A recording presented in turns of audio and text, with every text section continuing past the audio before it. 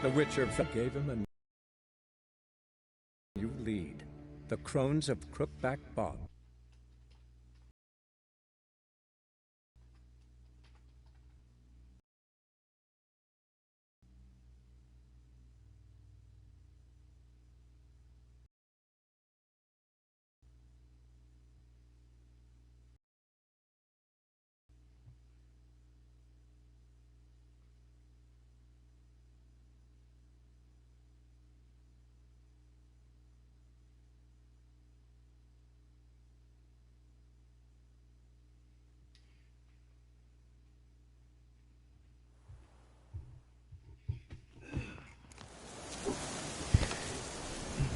Good evening. It's a weekday night, 7/21, January 31st, Tuesday. And here we are, Witcher 3 playthrough number 17. Number 17. I had to check to make sure that I was on the right number. So here we are, contract swamp thing. Return a week to collect the agreed on reward plus interest. We pretty much completed that, so I'd have to remember to come back to this fella here about a week from now. We're going to move on to, let's see.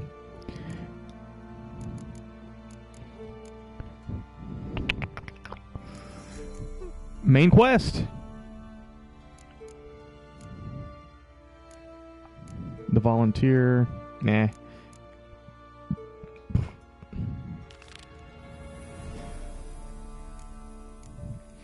Information found in the home of Hendrik, the Nilfgaardian agent, indicated Ciri had entered into conflict with some witch in Velen. At first, Geralt thought this witch was Kira Metz, but he later learned that Hendrik had meant a different individual, one who dwelt in Crookback Bog. So the Witcher ventured into the swamps, determined to find this bog-dwelling witch and ask her about Ciri. Let's do it.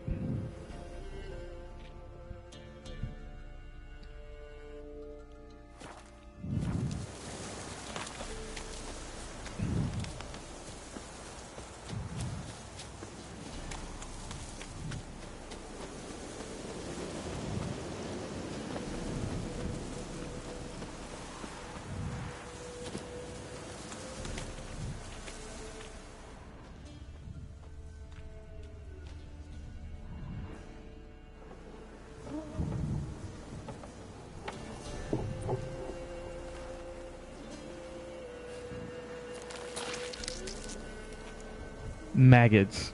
Disgusting.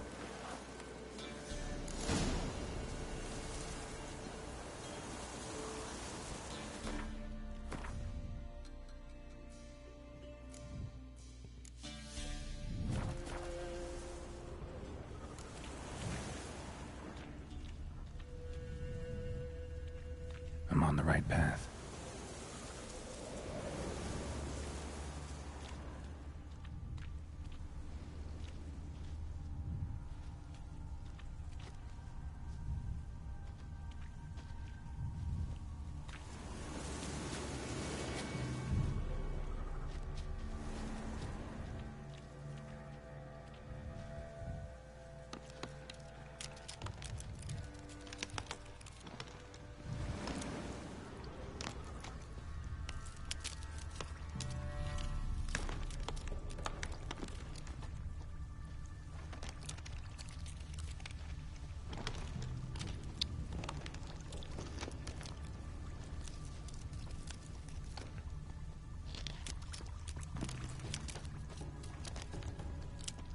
This must be the trail of treats with the candies and the cookies hanging from the trees. I'm on the right path.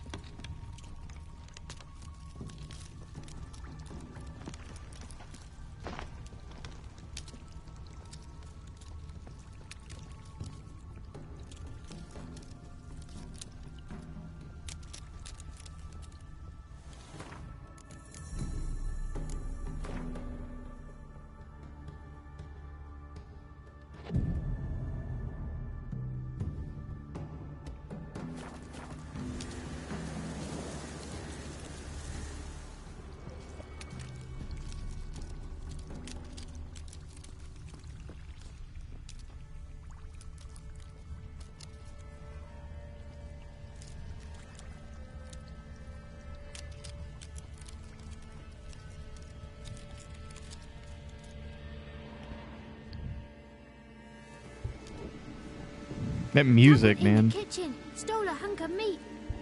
Cook gave him a licking, strung him by his feet. Cooked and bled him empty, stripped his skin off clean. Laughed and said, "How tasty, best sausage I have seen." Cook's a stupid killer, shouldn't have ate the pup. Now we'll light a fire, gonna roast him up. 1, 2, 3, the one to fetch the kindlings. Thee! Interesting rhyme. Don't know you. Go away.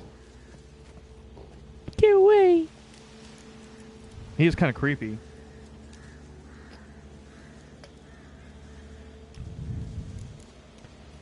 What are you doing out here alone? We's not alone. We's with Gran. But where did you all come from? We's orphans. All of you? There's a war, so there's orphans. Didn't know that? I'm looking for the witches of Crookback Bog. You looks like a witch yourself. Witches? Of the bog? He does have cat's eyes. We can't go in the bog. Gran don't let us. When my brother Zemet went missing, Gran said it was 'cause he went in the woods and got lost. Gran cried an awful lot after that. He could still come back. A young woman got lost in the swamp. She has ashen hair and a scar on her face. You kids see anyone like that? Ain't no lassies here. What am I? What You're am I? no Lassie. Lassie's got tits. They do. I heard an old man say once, when the army was here, he says, "Hide them lasses in the woods. He's dazzling the soldiers with their tits, and he's torturing the poor lads." That's what he said. Anyone else here besides you? Meaning who? Someone who might have seen the woman? Like the six-eyed tree? Tree slacked all year. But there is Johnny. What's this talk? What kind of jabbering is this, eh? Yeah. No one allowed here. Just kids. My kids. They're allowed. But who are you, wearing swords like a bandit?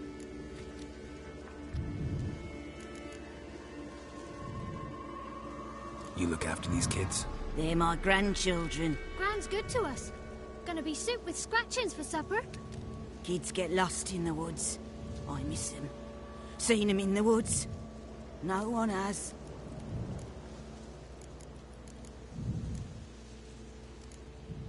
You one of the witches of the swamp?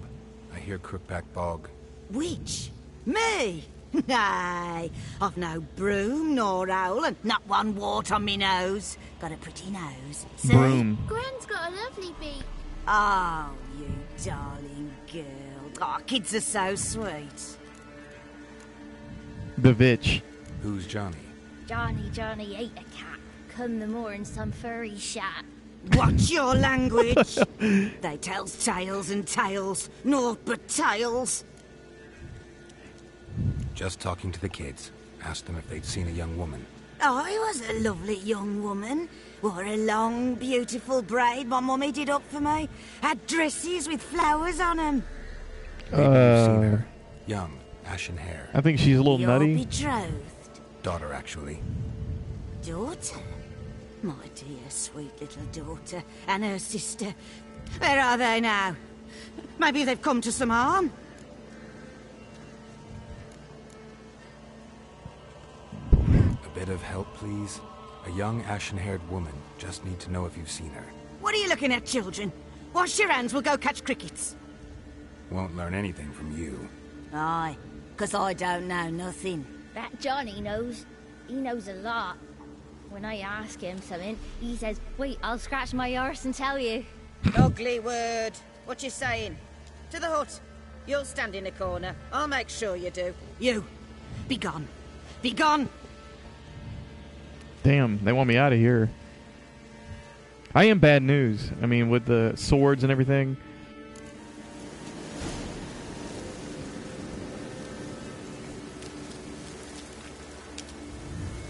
Whoa! A fighter!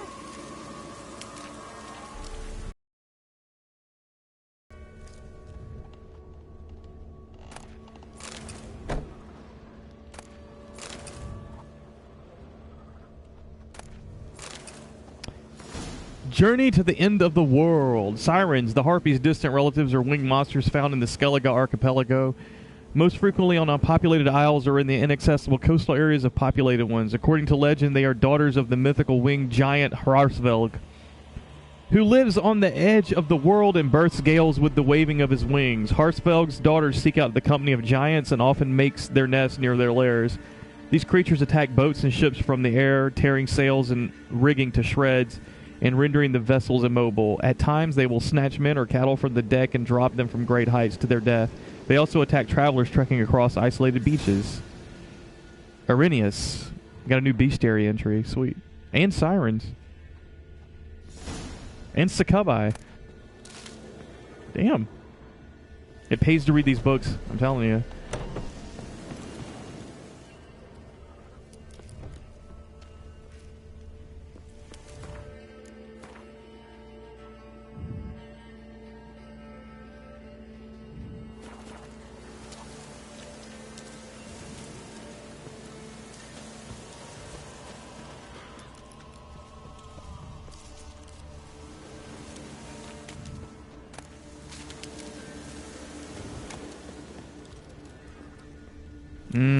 Locked. Oh, there's a back entrance here.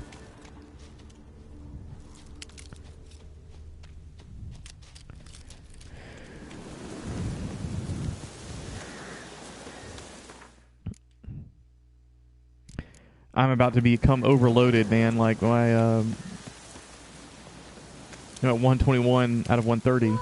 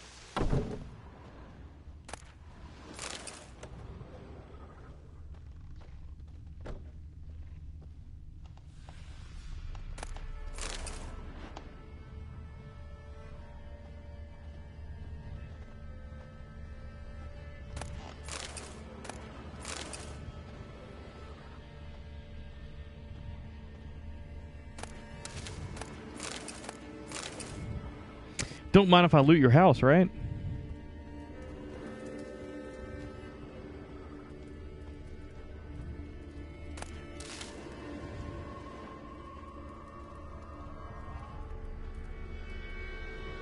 Can't come in here. Not allowed in here. I just want to talk to the boy. Not allowed. It's not allowed. He won't talk to you anyway. Gran don't like you. And Johnny's made up. And strangers steal kids.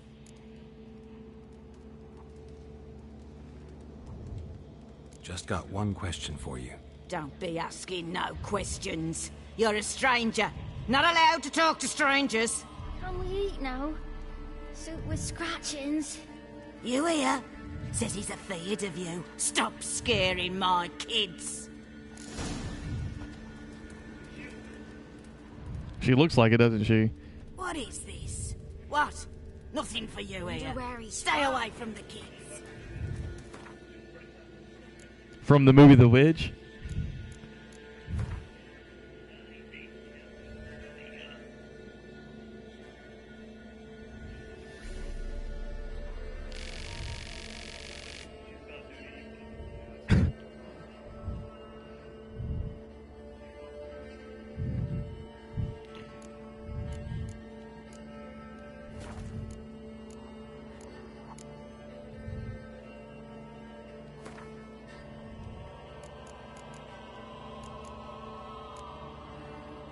Arrhenius.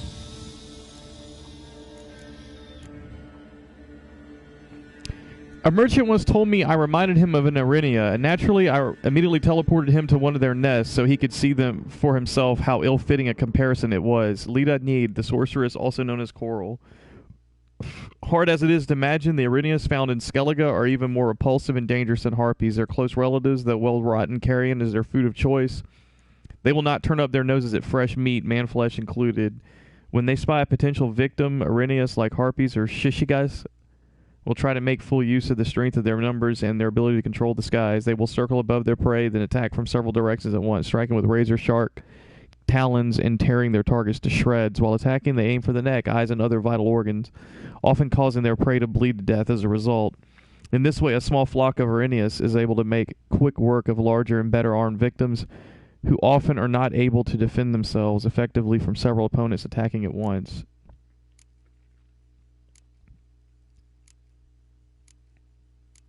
Sirens.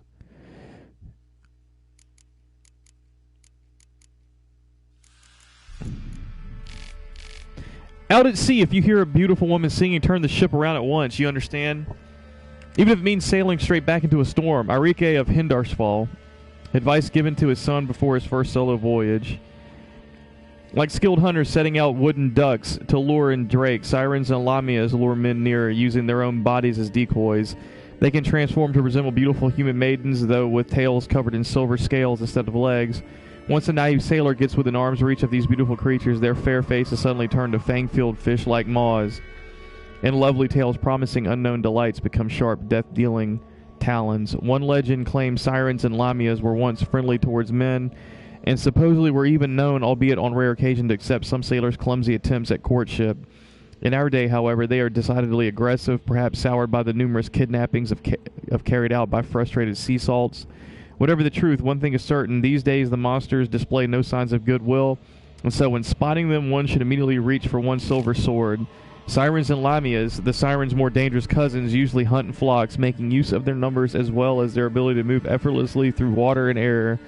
On the ground, however, they are virtually defenseless, and so a wise to force them to land. The Igni sign also proves effective when fighting against them. Threatened or injured, sirens will let out a terrifying shriek, leaving their opponents stunned while they escape, and their sisters swoop down for an easy attack. Succubi. Again, good grief, woman, I'm spent. Lester Smalton to Succubus a few days before taking a vow of celibacy.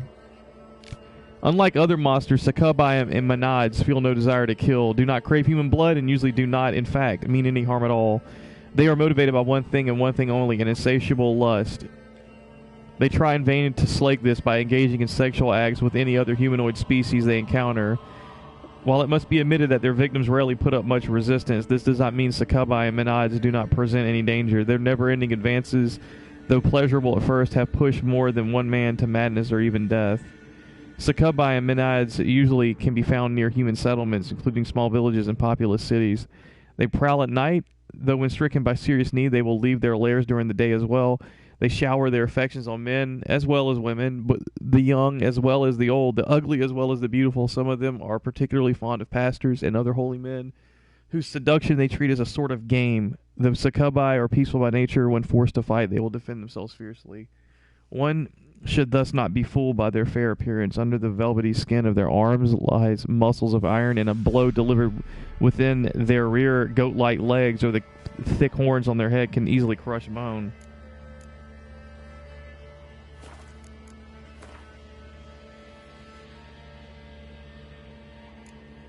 Gran. In times of war, one often encounters those who have suffered cruelty at the hands of fate. Geralt was thus not shocked to meet the woman who the children in the Velen swamps called Gran. Though she seemed to have suffered manifold unspecified ills, whatever her woes, it was clear she cared for the war orphans in her charge with love and devotion.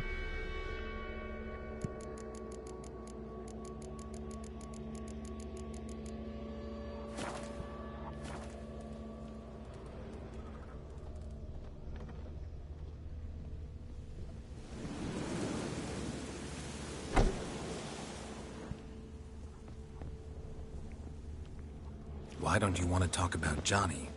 One of you knows about him. The others must too. It's just him who's pals with Johnny. They pick mushrooms and hunt snails. But Gran says Johnny's made up. Made up? I don't believe that. Who is Johnny?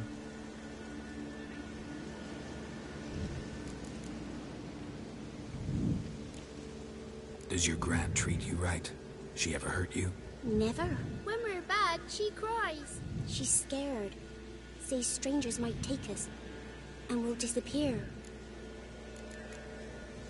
The boy who plays with Johnny, he must be brave. Not brave, just stupid. Sat his bare bum on an anthill once.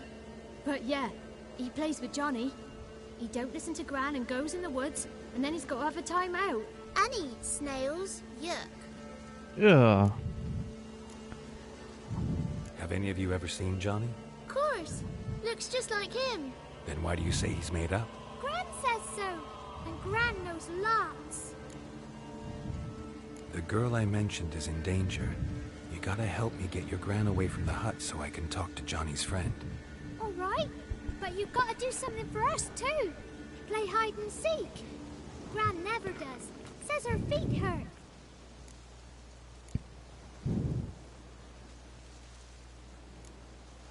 Let's play. You hide, but if I find you, you have to help me talk to the boy who knows Johnny. He thinks he'll find us easy. Means he's never hid from the black ones. No looking, and you have to count out loud. All your fingers, toes, too. 1, 2, 3. I guess I should complain 18, about the hair 19. bleeding 20. through the Geralt's hands.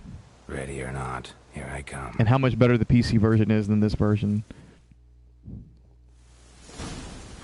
Find the hidden children using your Witcher senses.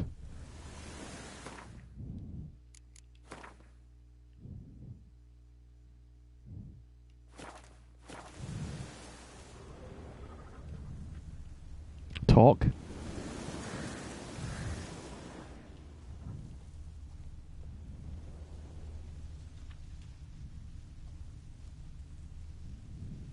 Oh, he ran into this house.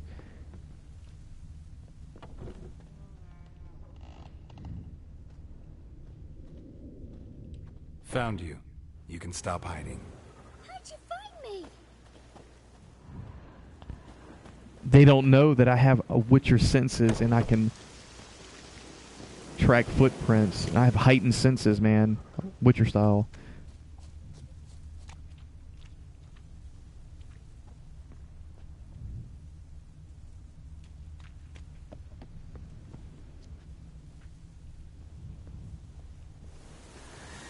You know what? This house I wasn't able to go in. It was locked. Now it's time to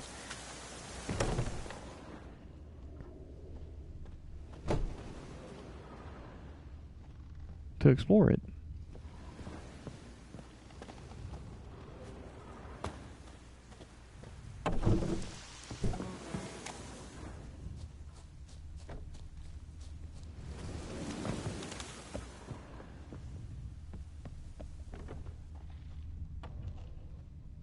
There was nothing there.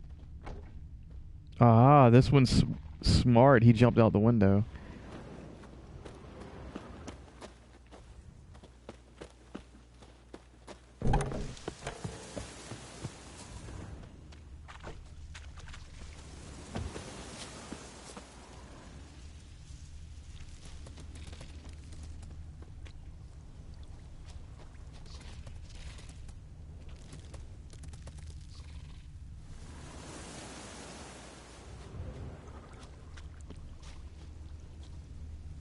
There you are.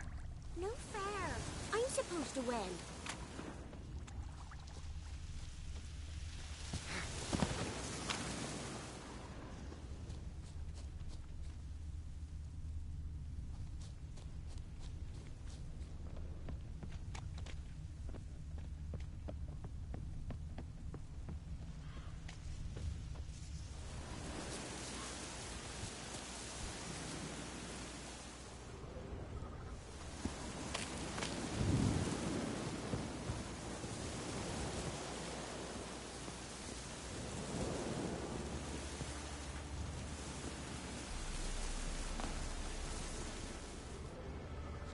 See you. Come out. I have to say, the kids are actually... Well, at least one of them actually had a pretty damn good hiding spot.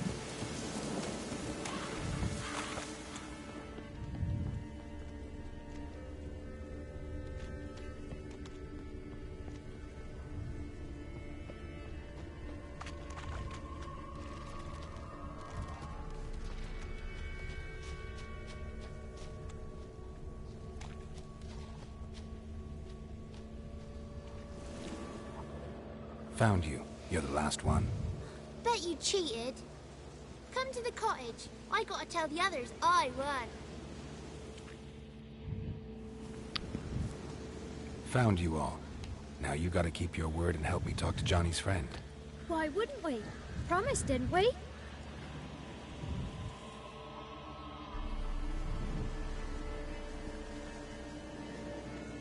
Gran! Gran! Bumblebee bit Yagner in the arse! Gran! Come!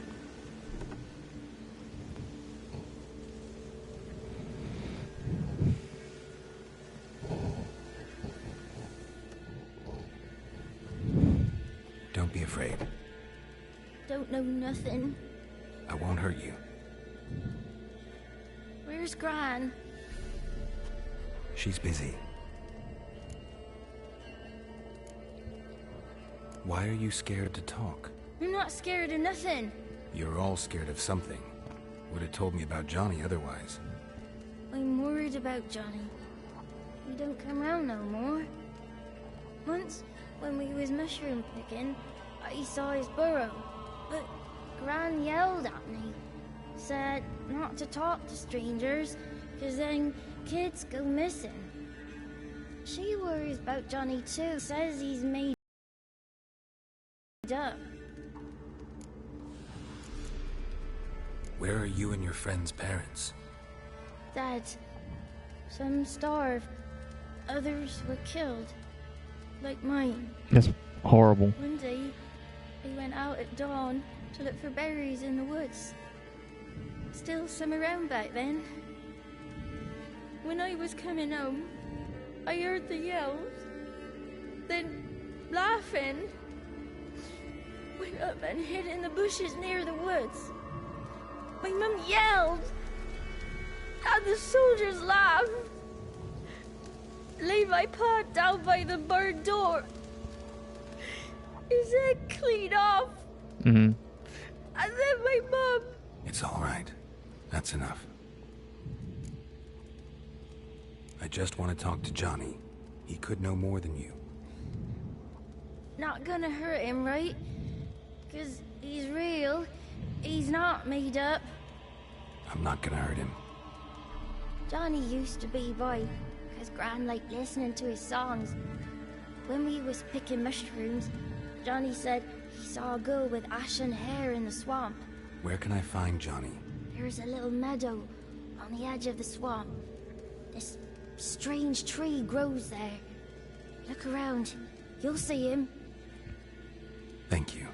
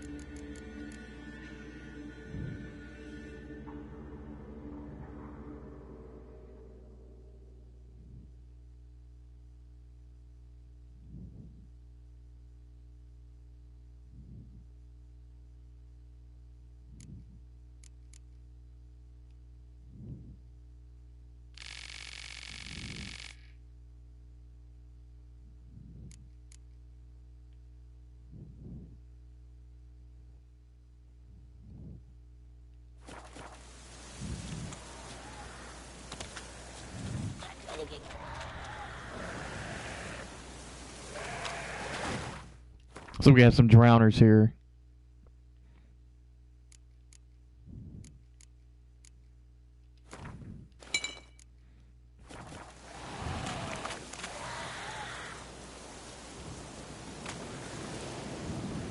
That stench.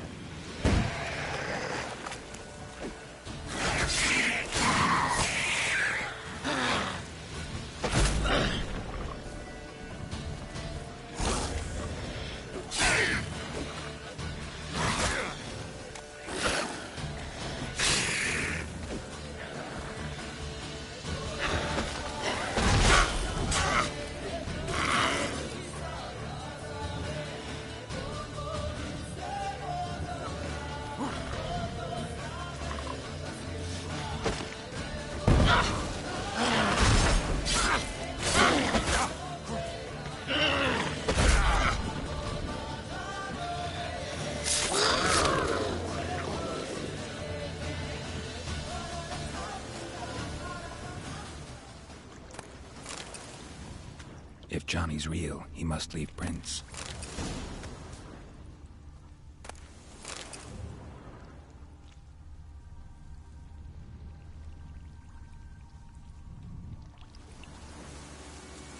Small footprint. Johnny's been through here.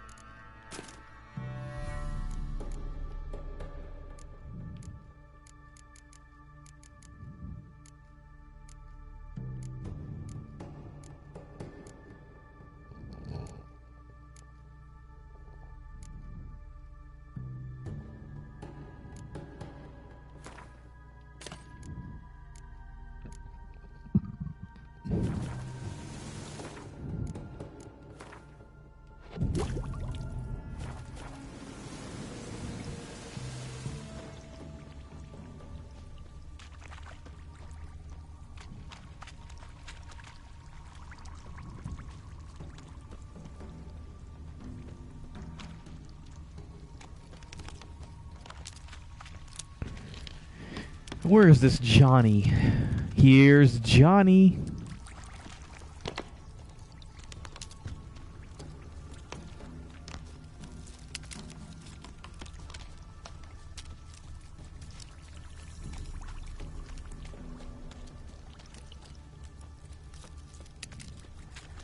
Tracks lead to a burrow. Wonder what's inside.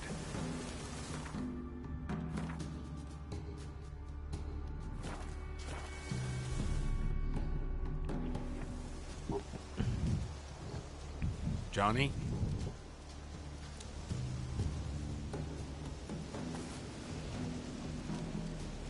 Oh, what the heck? Don't be afraid.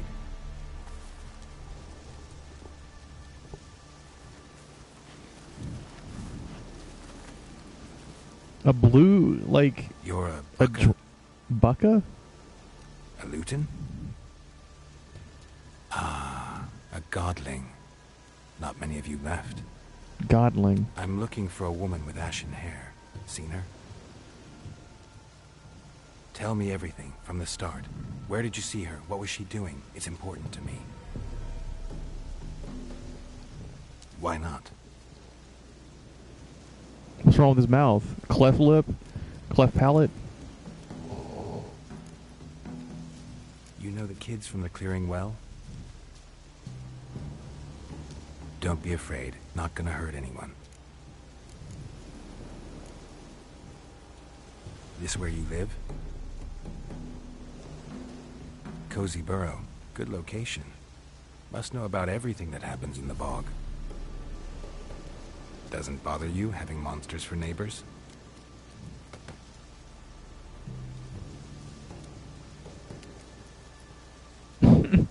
Okay.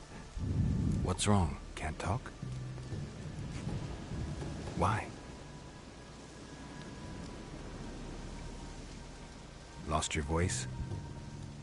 Can I help you somehow?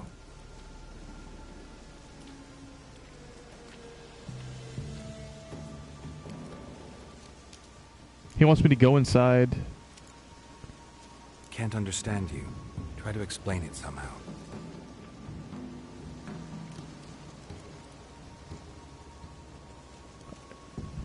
He wants me to follow him? Want me to follow you? No choice, I guess.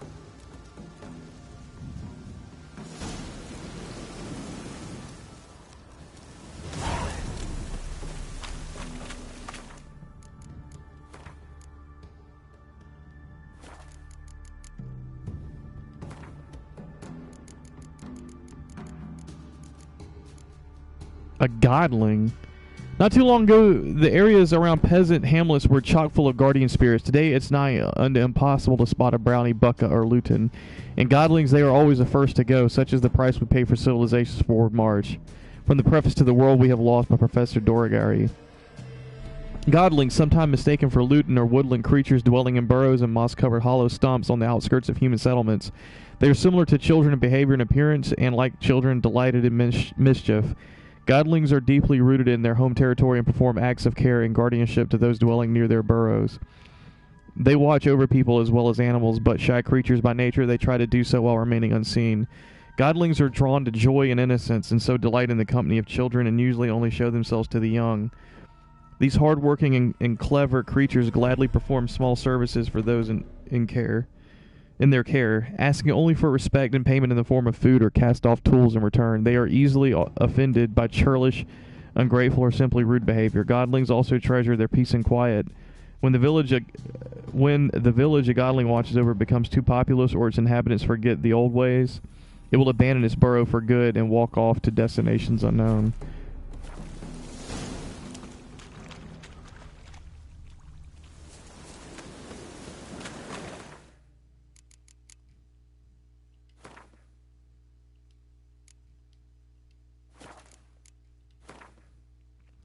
Johnny. When the children in the swamp clearing first told Geralt about Johnny, the Witcher had every reason to suppose no such person actually existed. It was difficult to imagine anyone living in such inhospitable surroundings without quickly becoming food for drowners or water hags. Geralt thus suspected Johnny was the figment of childish imaginations, an imaginary friend for lonely orphans. Long years of experience, however, told him not to ignore any possible lead. So he decided to search the nearby swampland for any additional signs of Johnny. It turned out the orphans were not lying. Johnny really did exist. He was not a human child, but a godling, one of a rare breed of creatures that can be found scattered about the continent's wildernesses. Unfortunately, Johnny had lost his voice in circumstances he obviously could not explain. I'm about to lose my voice, and so neither could he provide much in the way of answers to Geralt's questions.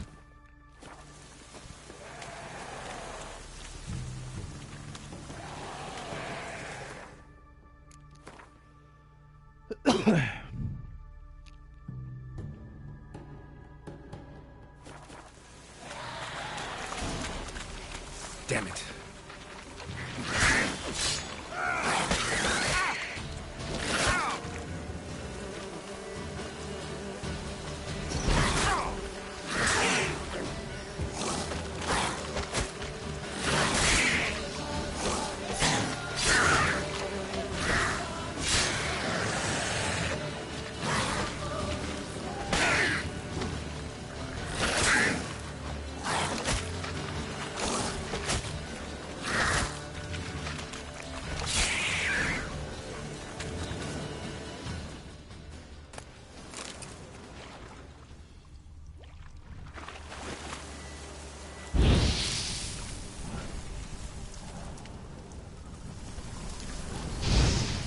Stay close to me.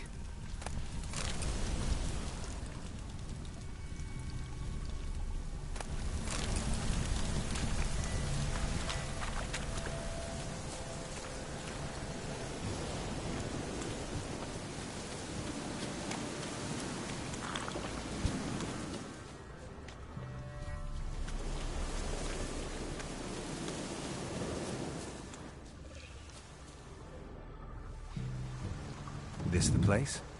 Let me look around. Oh shit, it's a harpy's nest. Something's on the ledge? Something that'll get you your voice back? Ah, the bottle from the nest. Already got it.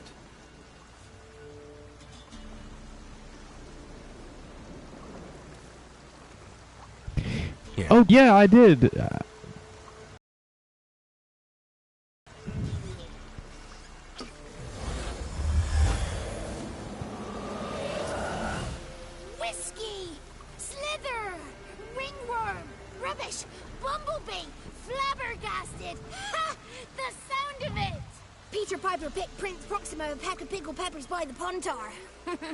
Done celebrating? My favorite words! Life without savoring the sound of surreptitious shenanigans is like licking snails through a cloth. Thank you for this, noble whoever you are. Long be your life. Hang on a minute. I helped you, now you help me. Yeah. Would you turn this beautiful act of altruism into a banal bartering of favors? How do you lock someone's voice in a bottle? Just wondering. As am I, especially as mine's a voice to crown all voices. Sometimes it's like a forest brook, at others like a roll of thunder. And let's be honest, I talk enough to fill 3 barrels or more. Somebody used some powerful magic on you, as a prank or just to be mean. How'd you lose your voice? One morning I awoke and opened my mouth for my usual bout of singing with the thrushes. Lo and behold, no sound escaped. I tried and tried, almost burst a blood vessel. Then I went to the village, because word has it the new cunning woman works miracles. The people began crying Cunning out, woman. "A smudger! A smudger!" and sick their dogs on me. Do I look like a smudger to you? Not a bit. Well, I thought not. So it must be the crone's doing. Who else would curse me? Blackbird friend of mine located my voice, but I was helpless to retrieve it. Couldn't ask a raven friend to just give you the bottle? Ravens serve the crones. They don't help no one. I'm looking for a young, ashen-haired woman. See anyone like that? Did I ever? Remember it as if it were yesterday. Soon as I woke, I went to empty my bowels. My favorite part of the day. Defecating to the sunrise. Wow. Quite glorious. Suddenly, heard a bang, so loud it couldn't have been me. And that lass appeared, out of nowhere. Young, ashen-haired, just like you said. Wounded and panting to boot. She raced off towards the children's huts. Quick as if the crones were after her. I yelled some unpleasantries. She disturbed my morn. Sadly, I'd lost my voice, so I don't think she heard me. Wow. What do you know about the crones? They're as old as this forest. Cruel, vindictive, not to be crossed. What if someone does cross them? Might take his voice, might take his life. Depends on their whim. They're nasty, although they care for this land and its folk in their own way. Supposedly they always keep their word. Must be careful what you ask for. Won't find them until they want to be found. See them until they want to be seen. But remember, they see and hear all that happens in the mire. I've been to the village in the swamp. Met a woman who might have been a crone. Did she seem confused to you? Nuts. Completely. So I'm not crazy. That's no crone. That's the granny who takes care of the orphans. Claims the kids made me up. Me! An orphanage in a swamp? What do you have against swamps? Lived here my whole life, and I heartily recommend it. She ran off toward the orphanage. Kids could know something. Or the old woman who takes care of them. Oh, that old hag don't speak to strangers, and you're a stranger. Will she talk to you? I have spoken to her, got my ways. So be it. You helped me, and I'm no bore. Come with me.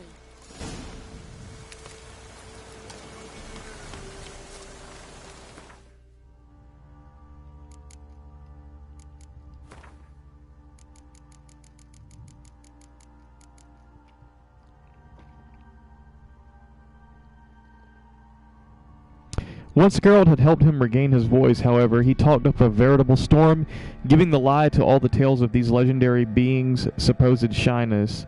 Johnny also agreed to convince Gran to put Geralt in touch with the ladies of the wood. The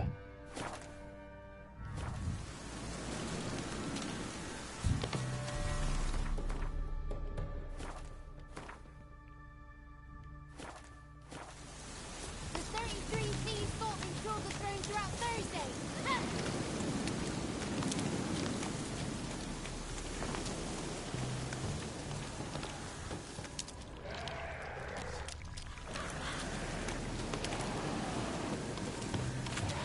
Careful! Watch out! Watch out!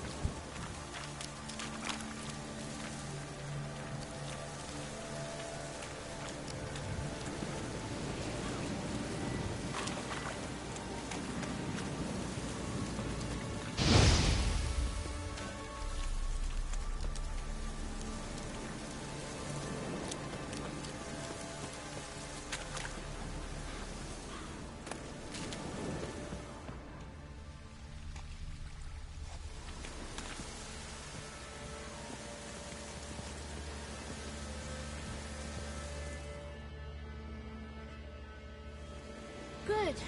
It's clear. Not a crone in sight. I need to sing to Gran. That ought to calm her.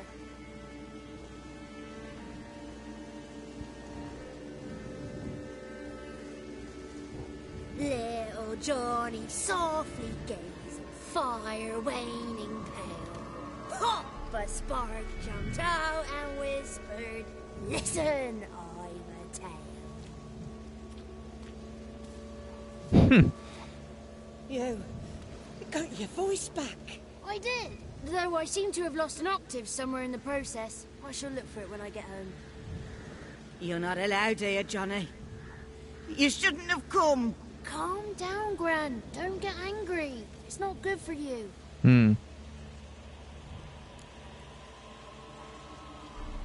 The woman I asked about earlier. Forgive me, Gran, but this fellow absolutely must talk to the ladies. No. It's not allowed. Let's talk to the ladies. It's important. The fellow will be quiet. Gran, please hear me out. I found little Yagna when she got lost, did I not? Did I break Jenny's fever too? I did. Wow, so... I ask anything in return? No. Didn't even fuss about my stolen voice. He's been helping him out. Now I want something. Gran, help this fellow. Because otherwise he'll pester me day and night, even during potty time. His lass is missing. Perhaps the ladies can help find her, eh? Well, since you put it that way, Johnny, I'll help him. Come with me.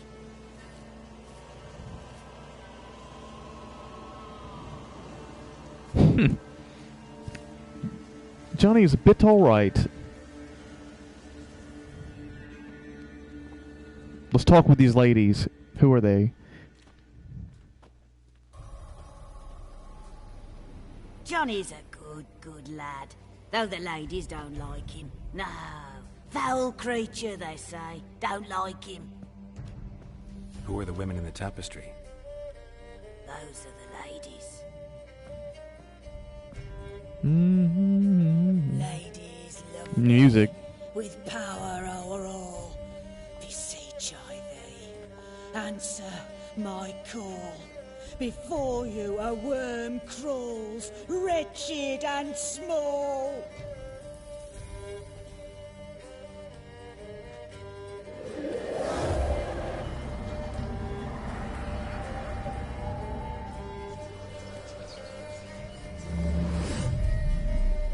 How dare you disturb our rest, woman?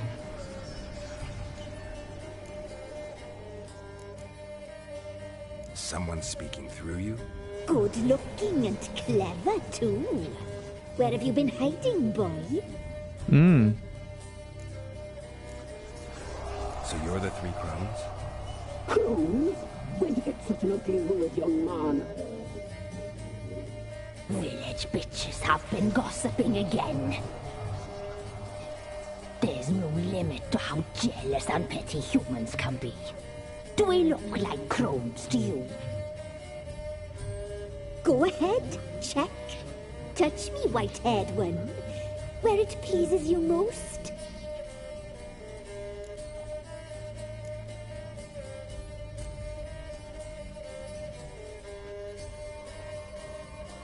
Is it my imagination, or is this tapestry made of hair? Oh, he's got a sensitive touch. Touch me more, boy. Touch me more. Where do you get human hair? Never heard of the cutting?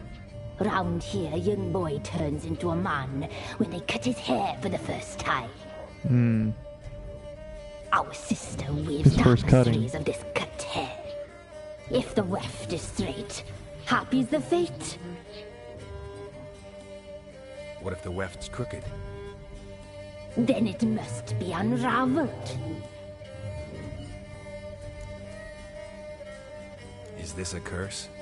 You trapped in the tapestry? Oh, he's curious. We don't fall victim to curses. We cast them. I'm looking for the woman with ashen hair. I know you met her. Where is she? Oh, he's impatient. Perhaps he only likes ashen-haired girls. Hmm. The young woman. She's my daughter by choice. I raised her. If she's shapely, what does it matter? Matters to me. I believe we've hit a nerve. He's bubbling like well-fed yeast. Oh, that's how I like him.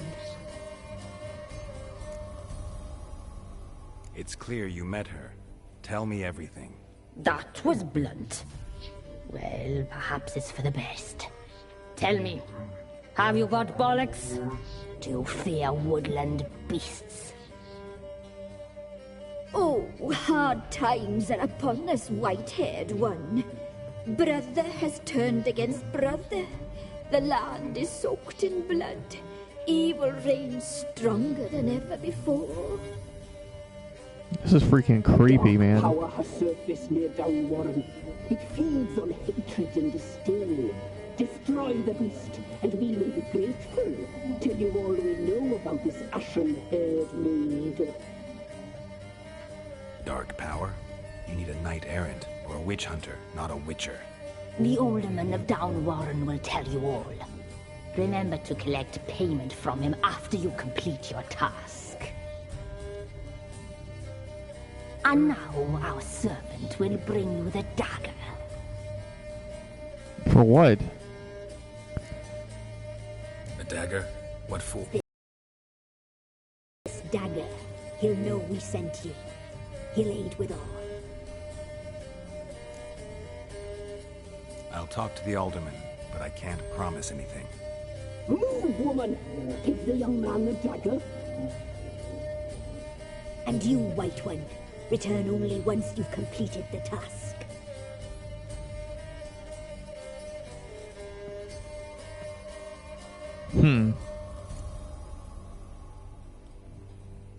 Aye, mistress, right. On me way. Dagger. Gotta bring the dagger. The dagger.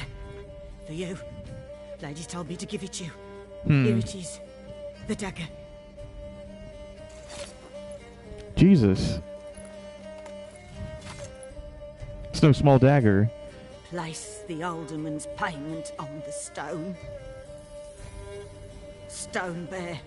Stone shear. Stone nose. Stone ears.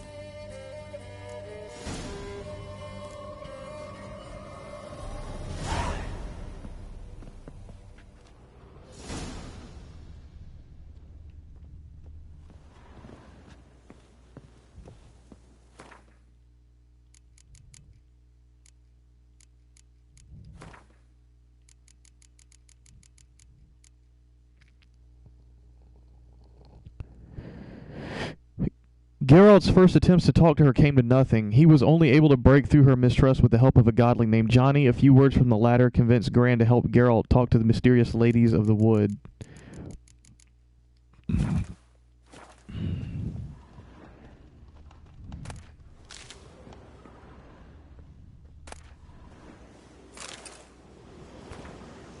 Witchers, not quite the devils you thought. A conviction has arisen amongst both mages and the hoi polloi that witchers barely rise a hair's breadth above animals, that they are deformed and bloodthirsty mutants, and that in slaking this thirst, they do not limit themselves to the fluids of monsters. Meanwhile, the research and observations of Virgil of Bonard paint an entirely different picture of the cast.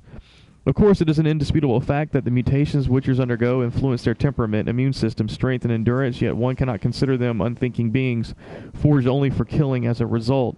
In fact, witchers cultivate a unique culture, a specialized body of knowledge, an effective training system, and even a code of honor. They know an incredible amount about the effects of ingesting various organic and inorganic substances, and also a small amount, but nevertheless something about the fundamentals of magic, by which I mean the simple spells they call signs. On the surface, the witchers appear to be a homogeneous social entity, but in truth their fighting styles, training regimens, and worldviews differ significantly depending upon the schools to which they adhere. The best-known witcher schools on the continent are the School of the Wolf, the School of the Bear, the School of the Griffin, the School of the Viper, and the School of the Cat. My evening with the vampire. You will no doubt call me a liar, a cheat, and a madman. You will shake your head in pity and snort in disbelief, but I promise you, I swear on all the gods, everything which you shall read in the pages to follow is the truth, the whole truth, and nothing but the truth. I met the vampire of which I write years ago in an inn in Beauclair. He introduced himself to me as Regis and said he was a barber and a medic. Since he looked in every aspect like a mortal man, I might never have even suspected his true nature. Had not a fire broken out shortly thereafter in the establishment in which we were residing, this Regis, if that truly was his name, stood completely untouched by the flames. Whereas my own clothing quickly caught fire, the vampire carried me out of the burning inn, saving my life from certain death, then treated my numerous wounds. At first, Regis refused to answer my query as to how he had miraculously survived the furnace-like temperatures inside the burning inn without so much as a scratch on his body or a hair singed on his head. Eventually, however, he must have sensed I was a man of the world, one who would not jump to hasty judgments based on appearance or species, and reveal his identity along with a great number of highly interesting facts. According to Regis, not all vampires are alike. This vast family contains both mindless catechins, fleeters, and echimaras, who in form resemble overgrown bats far more than humans, as well as alps and bruxae, who look remarkably like comely maids. In addition to these, there are the even more powerful higher vampires to which genus belonged my unexpected acquaintance. Not even a witcher can discern a higher vampire from a mortal man. Contrary to popular belief, they cannot be killed by pounding aspen stakes into their chest, nor by cutting off their heads, nor, as I can vouch for based on a personal experience, by fire. They do not fear running water, garlic, or the symbols of any creed. It might be some consolation to learn a vampire's bite does not turn a human into one of their number, and they do not in any way need our blood in order to survive. To them it is merely a delicacy in which they indulge from time to time, like men do with fine wine. Regis asked me to keep his tale to myself, but now, as I lay on my deathbed, I feel that I must share this secret knowledge, even if it means breaking my word to this most noble individual. Higher vampires, bestiary entry. Don, you ought not to be here.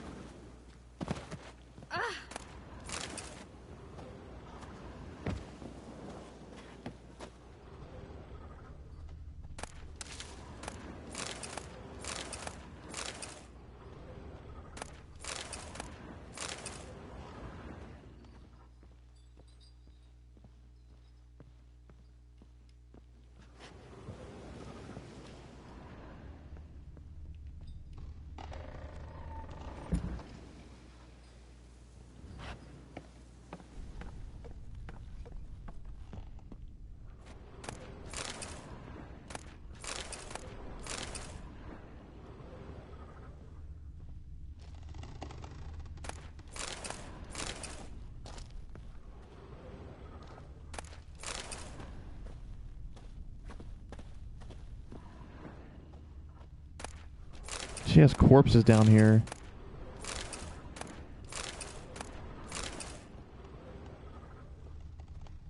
She's making sacrifices to these ladies of the woods.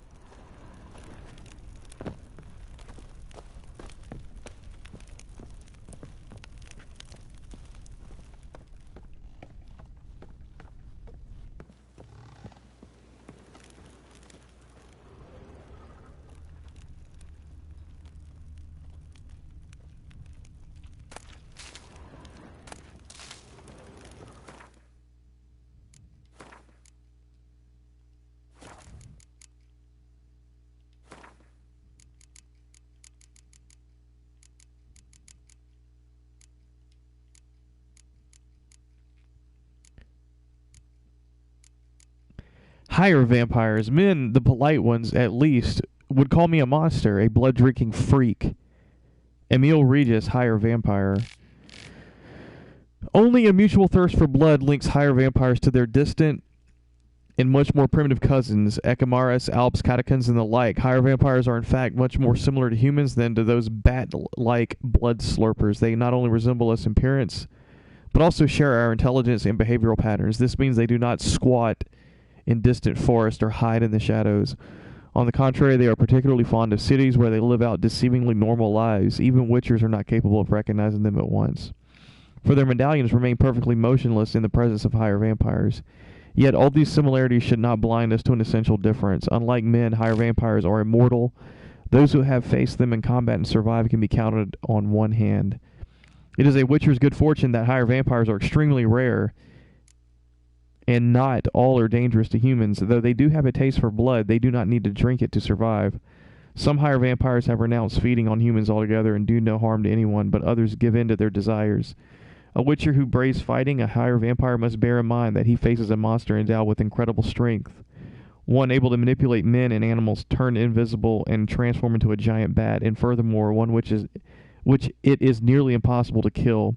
In other words, even an experienced monster slayer should think twice before accepting a contract on one of these creatures, even if half a kingdom and a princess's hand is in the offering. Well, basically don't mess with the damn vampires.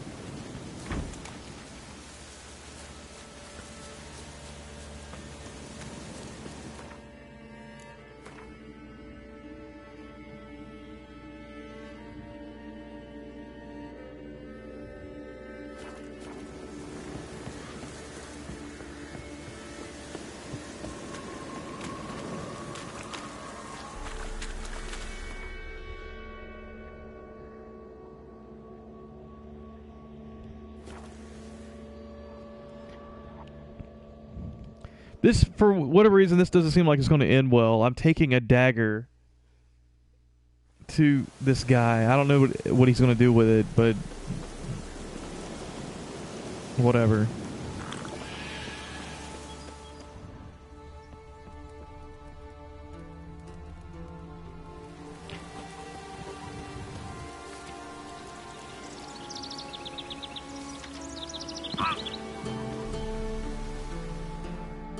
Greetings. Nice village. Aye.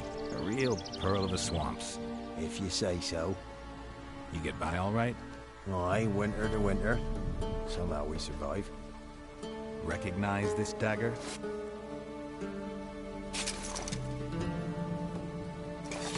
Aye, master. I didn't know you belonged to them. Belong to them. Don't belong to anyone. Down to business. I want to get this done quickly. Ah, so that's how it's to be. I'm supposed to help solve your problem. Tell me what it is. Just the essentials. The war awoke an ancient power. An evil one that feeds on bloodshed. Nightmares haunt our nights and days. Folks sleepwalk from their homes, never to return. Under the tree on the Whispering Hillock they lie. Unburied all. Fathers, sons, daughters, and mothers. Folk are afeared to move them. You must go there. The dark powers must be cast off.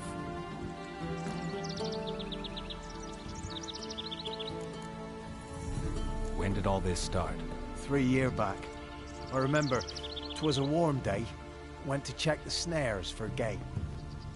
Pulled a hare from me trap. It grew dark all of a sudden, though it was nigh on noontime. Thought it was a storm at first. A squeal pierced the air, near burst me ears. The hair rotted in me hands, and the leaves shriveled and yellowed, though it were yet the start of summer. Times have been ill ever since. Folks' teeth turned black as charcoal. Women folk fight like polecats, bawling and brawling over nothing. The young'uns, born crippled, lame, fear and cursing. Long have we pled for the lady's help.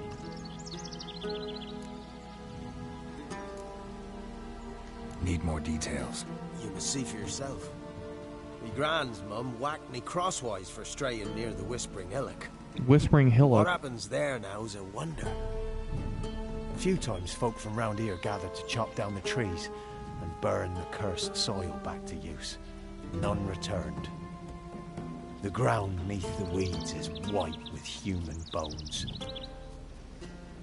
Ladies of the Wood don't know what this power is? They know all. Old Thekla claimed they'd be punishing us.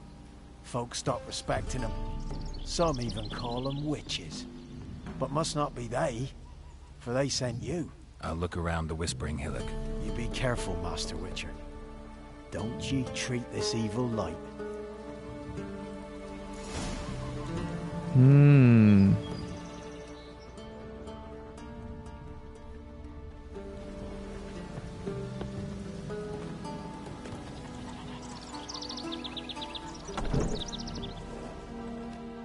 I've got to lighten my load. Freshly curdled milk. Eggs straight from the coop. There you. Show me what you sell.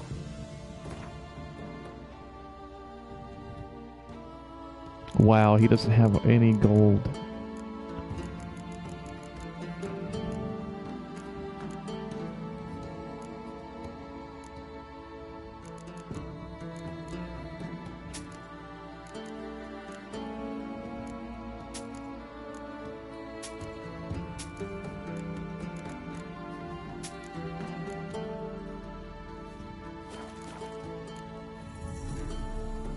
So long.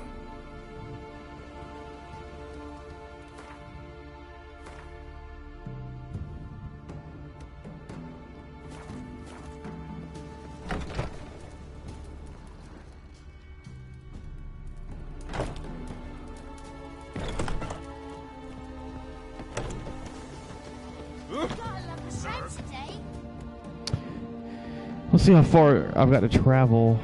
Down Warren. Here.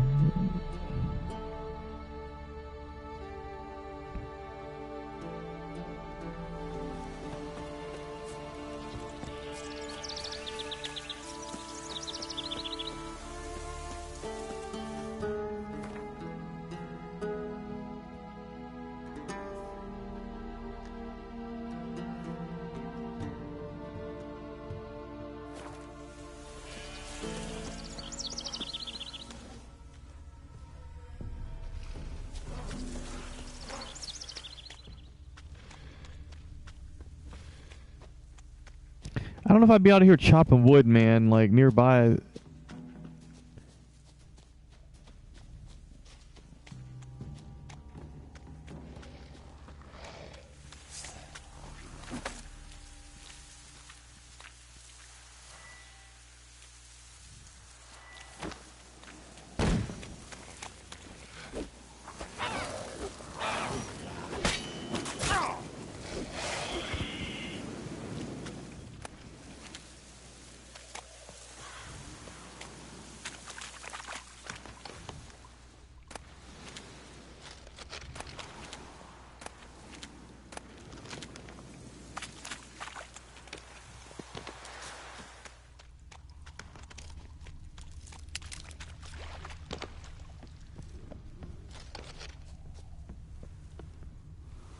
Locked.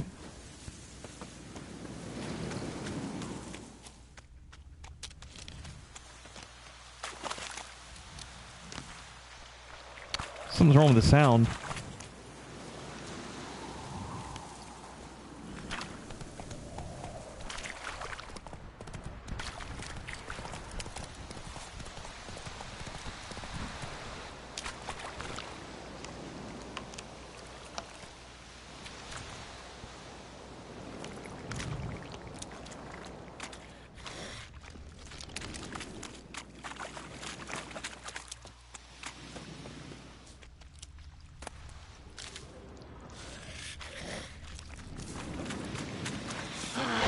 Oh crap. Level 20? No, no, no, no, no, no, no, no, no, no, no, no.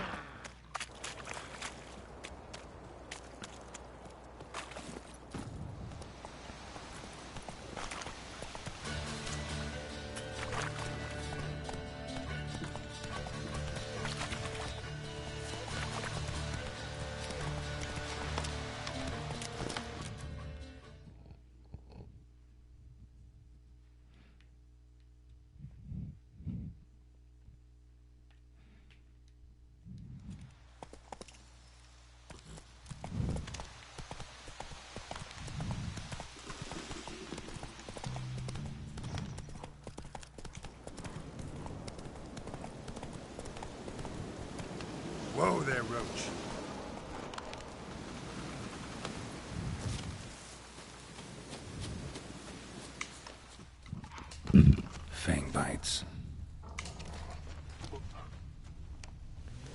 Fang. So is it another werewolf?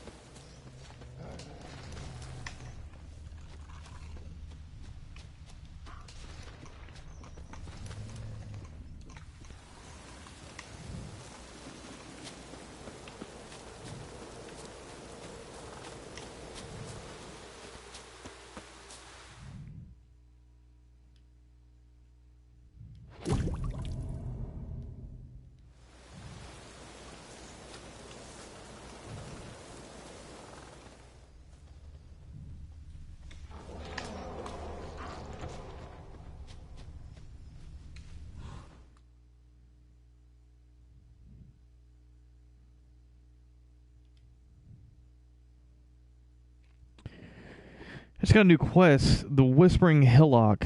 Find where the voice is coming from using your Witcher senses. Something about life in dreary backwoods settlements leads their inhabitants to hide the truth with misleading names. This takes the form of both hyperbole, a clump of bare trees called Dragonspike Forests, or a hole in the ground 2 paces deep named the Chasm of Eternity. An understatement, a horrid massacre calmly referred to as the incident. Velen fit the mold in this regard, as Geralt learned while he wandered through it in search of Ciri. There he encountered a trio of highly suspicious magical sisters called the Ladies of the Wood, who directed him to a clump of bogside huts known as Downwarren. Geralt was to solve their problem, a rash of mysterious murders. He spoke to the Elderman and learned that the evil power behind the killings dwelled in the Whispering Hillock, wherever else. Something wrong with the sound.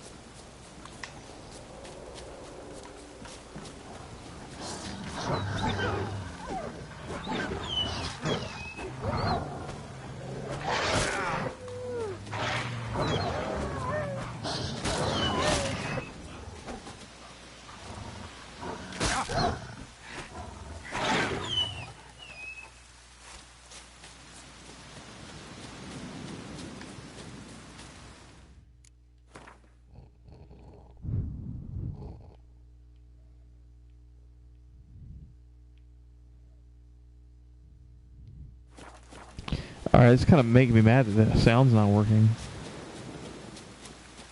A little disappointed.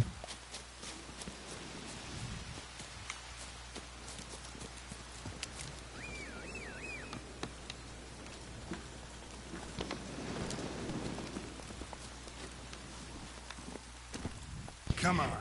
Hour and 16 minutes in. I'm going to have to call this short, man. This is a weeknight. I came in a little bit late from work, and I've got to get back up, the same time and report into work. So I'm going to cut the stream off here. I know it's shorter, but I've been trying to commit all my streaming to The Witcher 3 to help get through it. I don't want to get too far into this quest here and then not finish it. So, anyways, come on now. I need to lighten my load anyway, so it might pay for me to revisit Crow's Perch.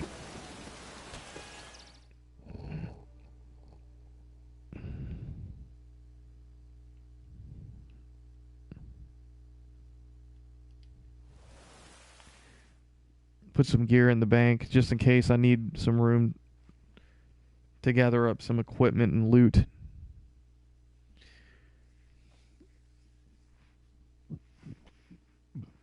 Baron gets out. He gets angry, and he's always drinking.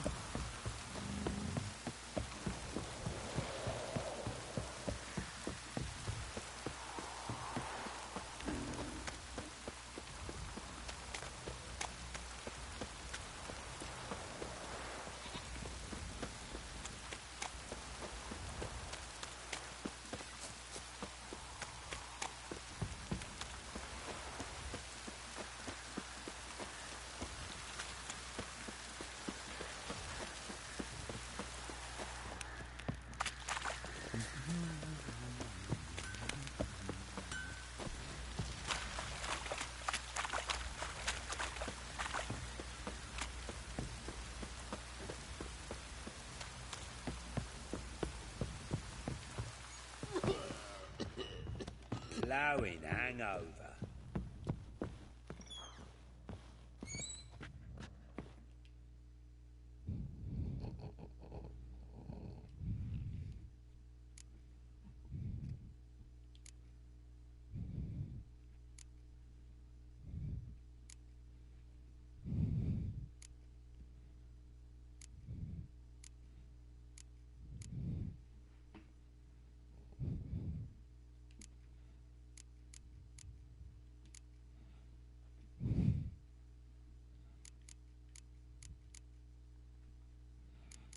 Some of this heavy armor can go too.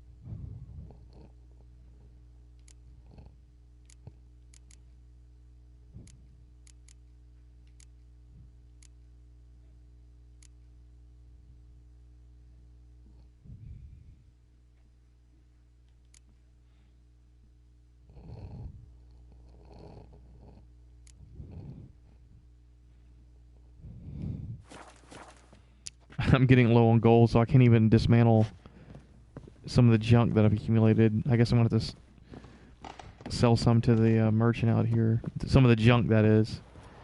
I went on a dismantling craze a few streams back. I guess I've accumulated some junk that's I can just sell. I was going to just try to commit to dismantling all junk into crafting mats, but it just costs too much money. How may I assist you? Wouldn't mind a look at your stock.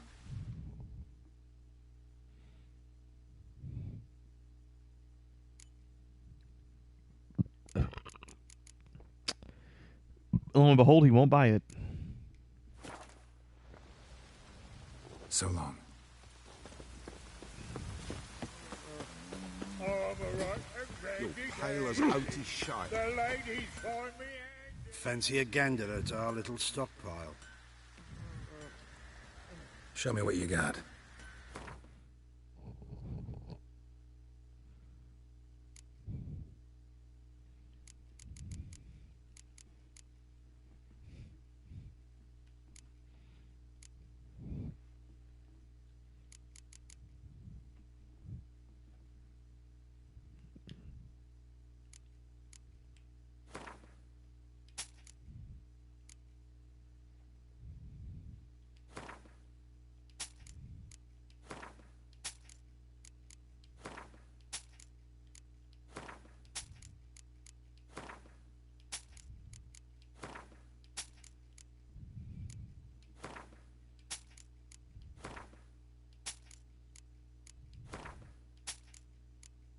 There we go.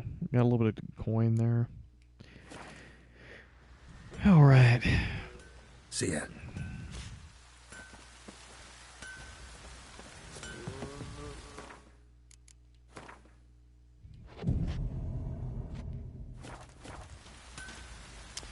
Going to end the stream here. Hour and 22 minutes in. Going to end the stream early, weekday. Got to go to work. Got to stick with the same bed schedule. When we come back, we're going to continue on with this quest, the Whispering Hillock. And, yeah, we're going to try to get down to the Ladies of the Woods quest, find out who they are and the backstory behind the crazy woman in the freaking swamp. And, you know, I just thought about something. I don't think I've ever explored this guard tower. I bet there's a chest up here.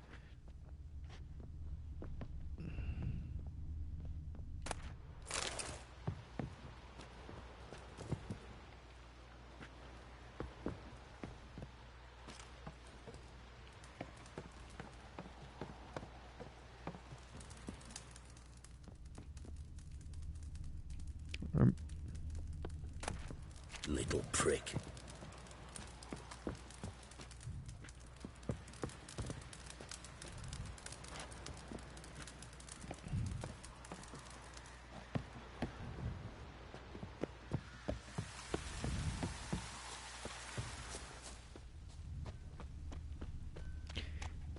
anyways, that was very that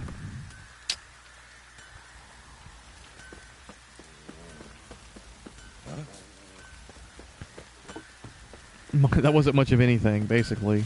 But yeah, stream is going to end here.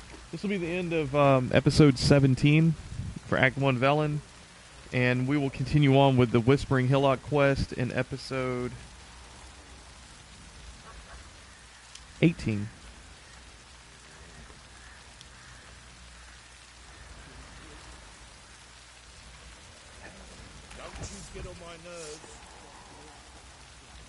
So, yeah. Be there, be square. Have a good night.